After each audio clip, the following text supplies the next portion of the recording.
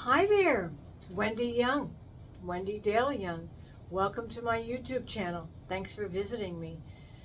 Anyway, we're here because I recently had my first cover song done, The Look of Love. It's something I had been thinking about for years. I heard it when I was a child. Dusty Springfield sang it, and I just was haunted by that song and by her voice.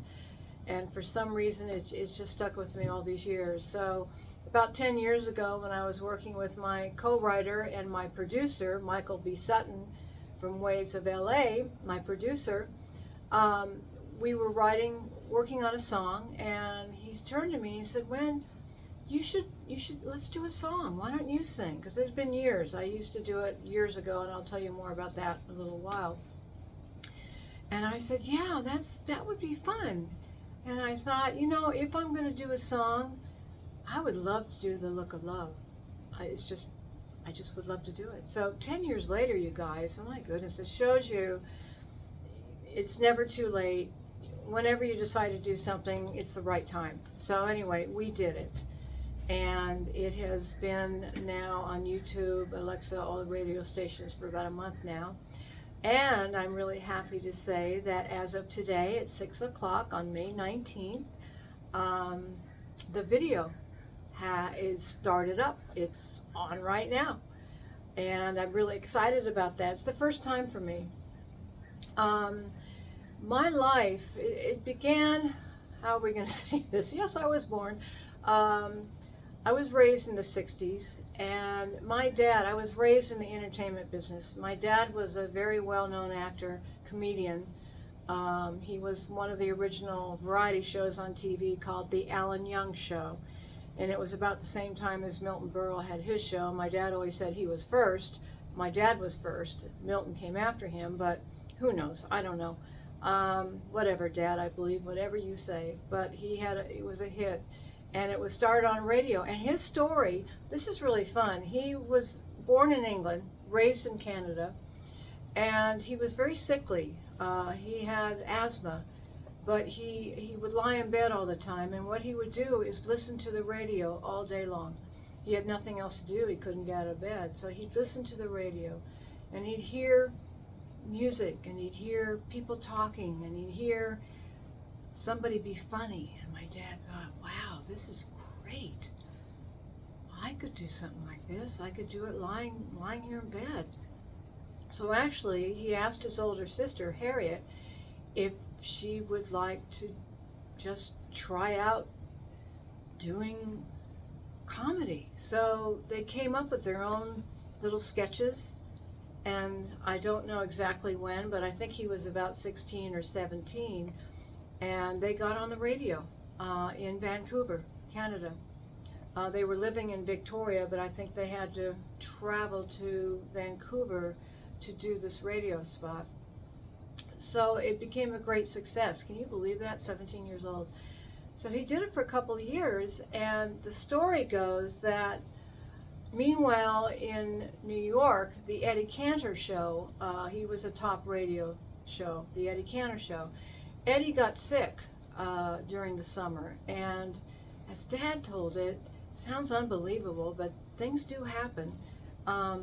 Eddie Cantor's manager was listening to the radio one evening, and all of a sudden the wires got all funny, all this noise and static, and all of a sudden he heard this little voice, this Scots accent, talking away, being funny, and he's listening and he's listening, and he found out that the person's name was Angus Young. That was my dad's real name, Angus Young. So the manager thought, I gotta find this guy. I gotta find him. And he did. And he brought my dad to New York City to take the place of the Eddie Cantor show that summer. Okay, so the story continues. His name was Angus, and everybody kept calling him Agnes. Agnes Young. Kind of a strange name for a man. So my dad, of course, was like, I can't have this. I can't be called Agnes. So he chose a really good Jewish name. He thought most of the greatest comedians in the United States are Jewish. So I'm going to choose Alan. So he became Alan Young. And he had this radio show for a couple of years. Meanwhile, it grew and it grew in popularity.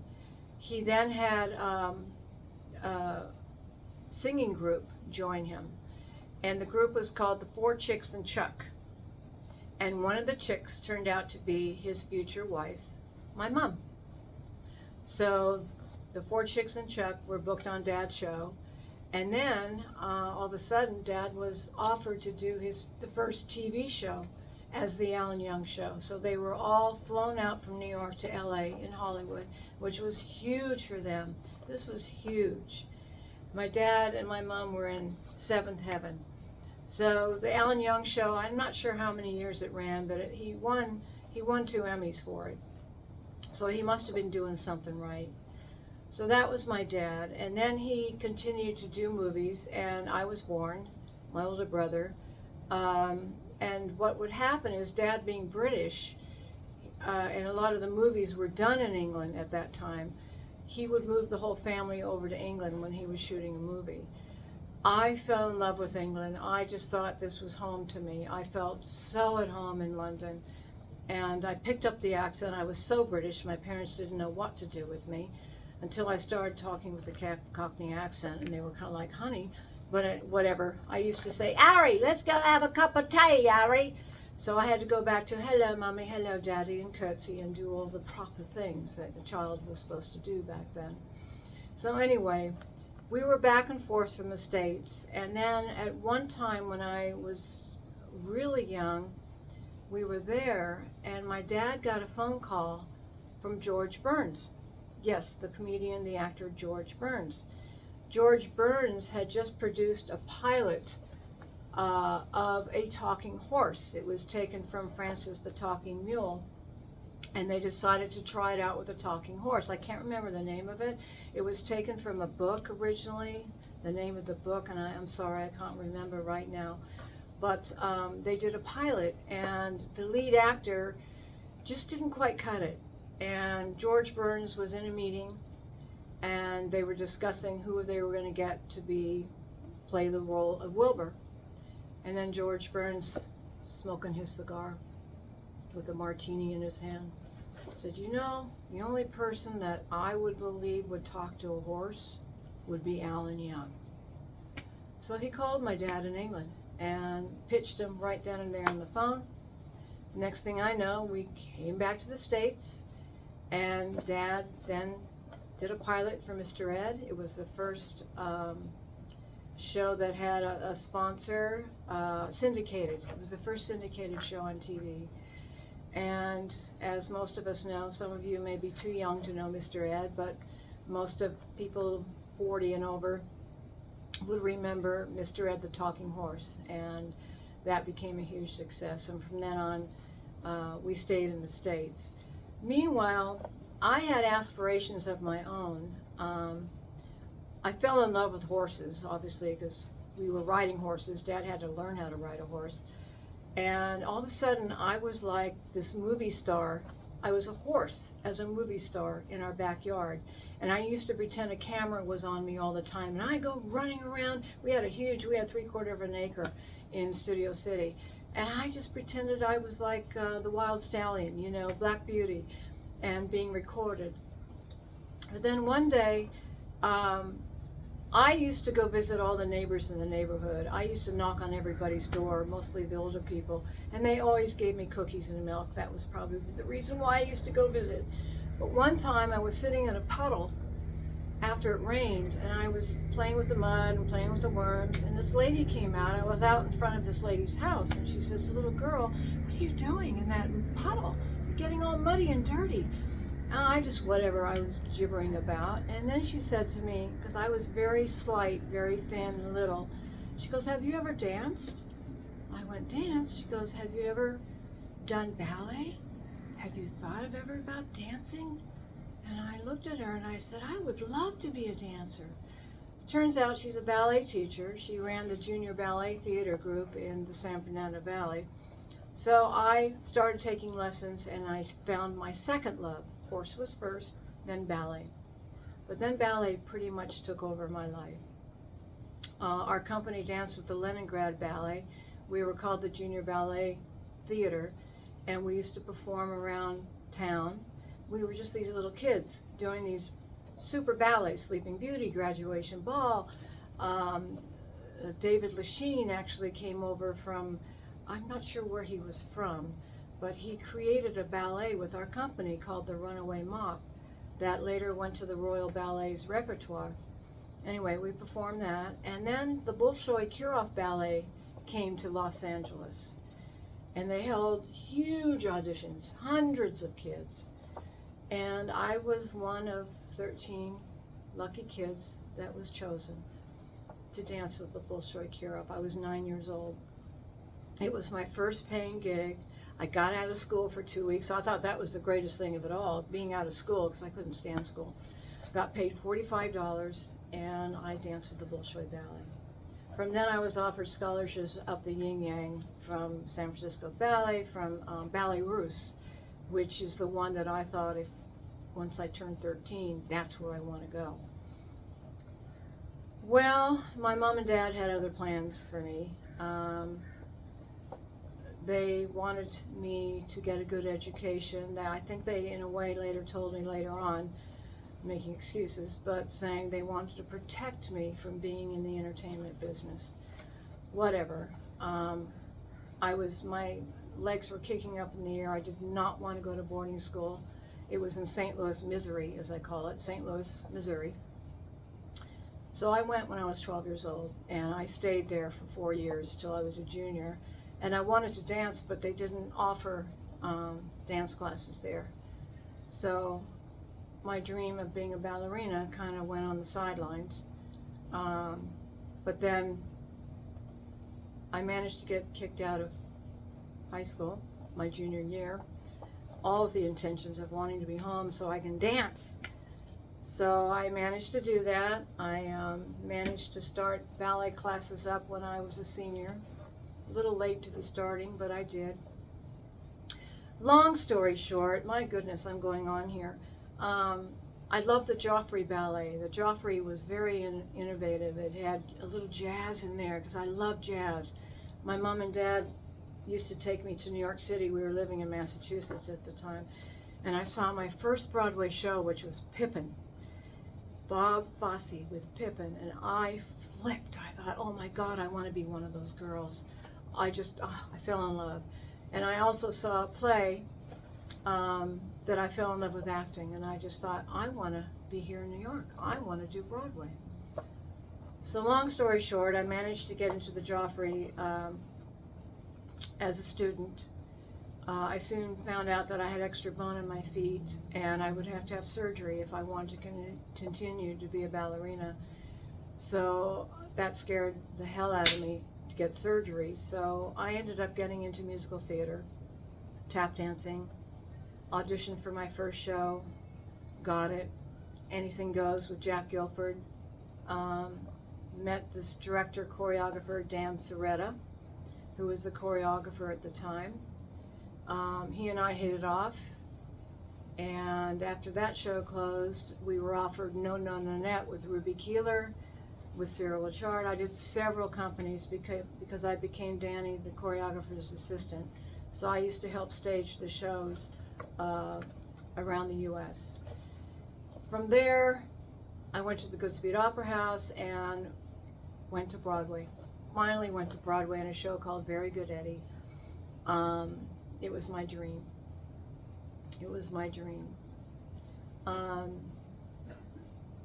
Then I was asked to stage it in England.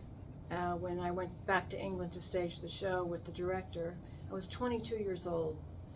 And I met all these wonderful people, the cast, and I just fell in love with England again. And I thought, boy, I want to be here. But I went back. I finished the show on Broadway, then it closed. I went back to England. And from there, I did cabaret. Got into TV. I started acting more. But then I had some serious health issues that had been bothering me the last 5 years since I was 19. Actually, since I was in boarding school, but we just thought it was bronchitis, sinusitis, and pneumonia all the time, but I kept getting it over and over until the point where I had to go back to the States and pretty much give up my career. my career did stop when I was 26. So I had to find my way. I hope some of you or any of you that are listening, if this touches a chord to you, if this may help people struggling with health issues like I did, I hope this helps you listening to this, because yes, you want to give up. I felt like my life was over. I get teary-eyed about it, but I really did think my life was over. What was I going to do? I knew nothing else. So I limped along for a few decades. I would take part-time jobs, and then a soap opera would come up, so I'd go and audition for it, and I got like 4 episodes on, I would do that, but then I would just have to stop again. So I just gave it up altogether. Which takes us to, I think it was in 1990. I met Michael B Sutton. Actually, he met my dad first. And my dad kept talking about Michael, his neighbor, and what a sweetheart he is. And he was a songwriter and was with Motown. And so Dad introduced us. And Michael said, I hear that you write a little. And I went, well, I've written a Christmas song. I've done a few things, but I never considered myself a songwriter. So Michael said, let me hear a couple of your songs. So I did. Long story short, I then hooked up with him, and we started co-writing a lot of songs together. And this was terrific for me, because being laid up most of the time, I didn't have to get dressed or go anywhere or present myself, professionally and looking good. I could lay there in my bed and write lyrics. A lot of the times I did most of the lyrics. Michael would come up with these amazing tunes. He'd send me the music on these old cassettes. Back then we had tape recorders. And I would just come up with lyrics. And somehow it clicked. It just worked. And we got a couple songs produced, subtitles, or not subtitles, title songs for movies. Roger Corman film, other films. We got a few songs in. So I actually was making a little bit of a living being a songwriter. So years passed, and I still felt that I needed to say more. And I'll go back to when I did the show I told you on Broadway called Very Good Eddie and No No Nanette. I had met someone really special in my life. His name was Larry. And Larry was bisexual. We fell in love with each other just from the get-go. And back then we used to write letters. Now everybody texts or emails, but back in the 70s and 80s, we wrote letters. And a lot of the time when we were traveling doing shows, we'd be out of state from one another, so we'd write. And Larry and I just formed this very deep bond, and it turned into a deep love. I fell in love with the guy, but he was gay, so I couldn't quite wrap my head around that, of what to do, but he was in love with me. And we were like 2 little kids together. We would, as soon as we'd see each other, we'd just melt and hug each other. And anyway, he got cancer. This is pre-AIDS, so it was not AIDS. A lot of people say, oh, he died of AIDS. He did not. He got cancer, and 6 years later, he did pass away. And that devastated me. That just devastated me. Along with, about that time is when I had to quit the business, so it spiraled me into a huge depression, along with being ill and not knowing why. So for years I lived with Larry's passing and the loss of Larry. And then I was asked to restage a show back at the Goodspeed Opera House, and in the rehearsal room there was a huge picture of Larry and me dancing together. And I looked at that picture and I just saw this musical unfold. it just raveled itself out in front of me, and I went, oh my God, I can't wait to get home and start writing this musical. That was in 2002. Where are we? 2023. Okay. Took me quite a few years to write it because, again, back and forth, there were a lot of health issues. My mom had Alzheimer's. I had to take care of her. So the show kind of got put on the back burner. But now in present day, I decided during COVID hit, I decided, you know what? I'm going to finish this show. So I did. And I'll talk further about this another time, but right now I am trying to raise money to produce a staged reading and promote the musical as much as possible. I am on GoFundMe, and I will talk more about that a little bit, but that's what saved me, was having health issues and being able to write music. And also, during this time when it was really rough for me in the 2013, 2014, a friend of mine had rescued this little white dog from Saddam Hussein's palace. Yes, you heard me right. She was a friend of mine. She's in a dog rescue, usually behind the war zones. She would always be there. Katrina, she'd be there in her raft trying to save dogs and cats. Well, when Saddam Hussein's palaces were bombed, she got a hold of CNN, Peter Jennings, and she said, she saw a group of puppies in the desert that they had did a news special on. She said, I want to pay for those puppies to be flown over to the States. They then found the mother lying in a ditch. She was alive, but she was just dehydrated. So the mom and the puppies were all sent over to the U.S., and she found homes for them all. But then the Baghdad Zoo, who had been schooling all the stray dogs that the soldiers were falling in love with, so they put them in the zoo to keep them protected. They called Marcy, they contacted her, and they said, is there any way you can help us with all these dogs? We've got like 30 dogs here that we need to get out of here. So my friend Marcy, along with, her name is Margaret Ledger, who runs the Humane Society for Animals in Amman, Jordan, along with Margaret and along with Colonel Susan, they managed, it took about 7 or 8 months to get 2 truckloads of dogs. And it was like a 10, 11-hour trip that they'd have to drive through the desert. This is with landmines. This is with, you never know what you're going to run into. But they managed to get these dogs over the border to Jordan.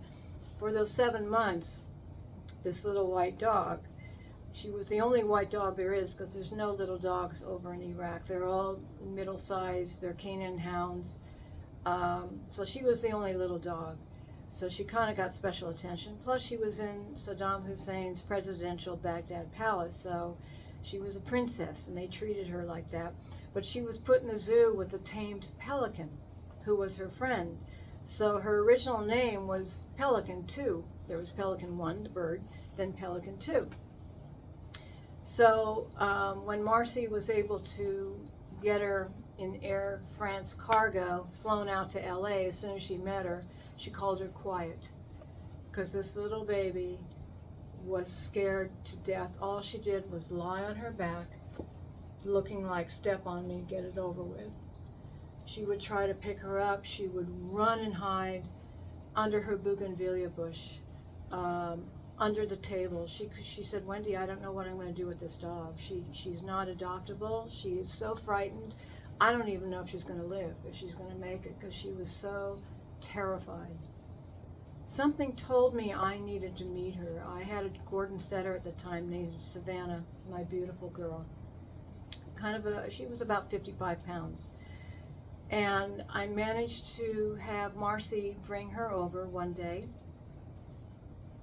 And I was so excited. She brought a Chihuahua also, because she thought maybe my mom would take the Chihuahua. And I'm like, Chihuahua, I want to meet this little white dog that you have in that other crate. I couldn't wait. So we met the Chihuahua. Very good. Then my dog Savannah went up to the other crate sitting there that I was just dying to open. And Savannah went down and did her best down dog. When they want to play, they do that little arching their back and they do this. And little Libby laid on her back, frozen. I mean, she looked like a glass figurine that would fall to pieces if you blew on her. And all of a sudden, she got up. She took off. She ran. Savannah ran.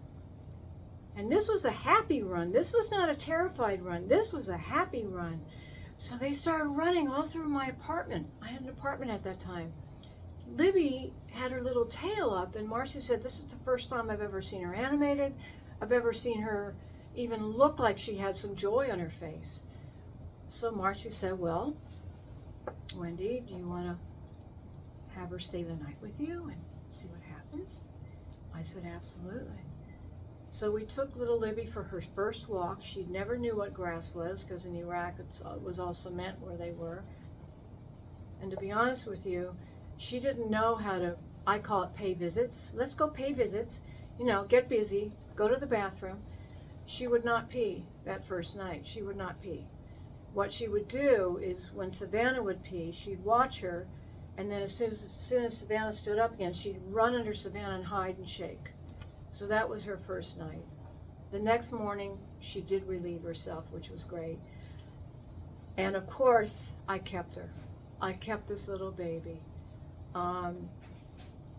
It took her about 3 years. And actually, about 1.5 years later, I was walking her, and she had very little hair when I first got her. Nobody knew what she was. They thought she was a Maltese, but I knew she wasn't a Maltese. She was a little bigger than a Maltese. She looked a little different than a Maltese. And one day her hair just grew, all this beautiful hair all over her. And I'm walking her, and this lady says, oh, you have a coton de Tulier. I went, a who? A what? A coton de Tulier. I went straight back to my house, got on the computer, looked it up, and there was Libby staring at me in the face. The breed of the coton de Tulier. It's a little dog from Madagascar. So we figure that the daughters must have gone to a Paris breeder and found little Libby as a puppy. So anyway, I knew that she was that breed. And it took her maybe 3 years to really be able to walk without being underneath Savannah on her own. And all of a sudden she had this little proud chest, her tail up in the air, and she would just walk like this, looking around. She was so happy. This dog transformed in front of her eyes. My dad used to cry. I used to bring Libby and Savannah over to his house all the time when I was taking care of him. And just to watch the two of them was, Savannah would get up and move, and Libby would look at us and get up and move wherever Savannah went. So that was a healing right there. Of course, Savannah was a lot older, and Savannah did pass.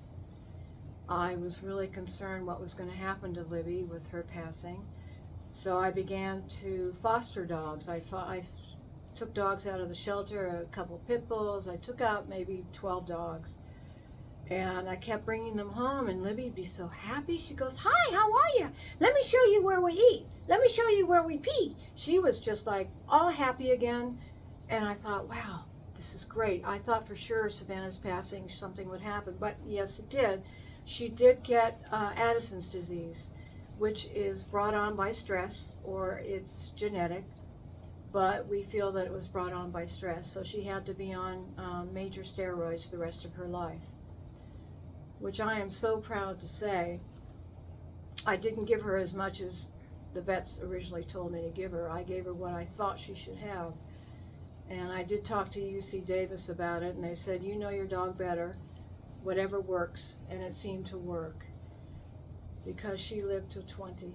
She was 20 years old. She just passed last August, had a long, happy life. But in the meantime, going back to what I started to say back in 2013, 2014, after I had I don't know if I want to talk about my health so much, but again, maybe it'll help somebody. I ended up becoming, I was dying, and I had to be rushed to the hospital. I didn't know I was dying, but I was. And they took me immediately. I was gangrene. I was yellow. I was had gangrene in my stomach. I was a walking dead person. They didn't know how I survived.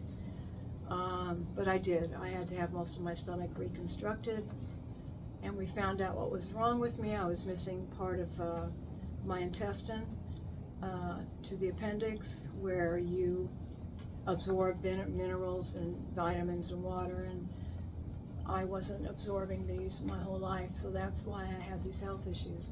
Anyway, since then, 2013, the surgery, I am healthy, I am wonderful, I am beginning my life all over again, and that's when I decided to write a book about my little Liberty. I had to tell her story. So this is her story right here. This is called Behind the Eyes of Liberty Pearl. She tells the story herself. It's from her point of view, along with her friend Savannah, until Savannah passes, and then Libby takes over and tells the rest of the story. And you can find this on Amazon under Wendy Dale Young, or Behind the Eyes of Liberty Pearl. Very easy reading, very heartful. No, I do not talk about her passing in the book, so you don't have to worry about that. But I highly recommend it. Thank you. Or if you do check it out, that would be great. So that leads me up to back to doing the cover of The Look of Love, like I said a month ago. And my producers, Michael B Sutton and Anissa, who are both with Ways of LA, Anissa has a magazine. It's called Pump It Up. Wonderful magazine. You can find it online. You can buy it in hard copy. But she decided to do a whole issue on Pump It Up of my dog that I have now, Willow, and me. Very proud of this. This was wonderful. This is just one of the things they did for me. Then we shot a video of The Look of Love. And very fortunate, I had a dear friend of mine who has this beautiful home. It's actually an abbey, because I thought the song is so romantic. It needed to have this wonderful, warm, ethereal, romantic feel to it, because the song, to me, is that way. And my friend, Severin, has the abbey, and he let us use his home to shoot the video. The video was just released this evening at 6 o'clock, so you can find it on YouTube under Wendy Dale Young, The Look of Love. And I'm really happy. I'm really proud of it. Like I said, it's a whole new beginning for me. And because of doing this one song, I've been asked to do an EP, which means 4 songs. So Michael and I are busy in the studio writing. We're going to use original songs. One of them we've already written. We actually wrote it a few years ago. This is an interesting story. It's called Dancing in the Rain. At that time, I was doing part-time jobs, like I said, when I could come up from there and felt well enough to do something. And this job was once a week, so I could do it. It was working with scrap metals, believe it or not, selling scrap metals with this gentleman named Mike Russell and his wife Maxine. And their son had just been murdered. He went to China to teach, and it's a cover-up. It was a horrible thing that happened. He was murdered, and she still to this day is trying to find out what happened to her son. She has his body back, but it's politics. I won't go into it. Also, Maxine and Michael knew the Pearls. Daniel Pearl, who was executed back in, when was that, 2006, 2005. They were very close with the Pearls. So Maxine actually said to me, could you guys write a song for Danny's parents and for us about our sons? So Michael and I got busy. He came up with this gorgeous melody. I came up with the lyrics, and we produced this beautiful song.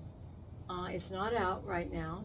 I am now doing another cover of it, and I don't really know when we're going to have it finished. I will let you know my next interview with you guys.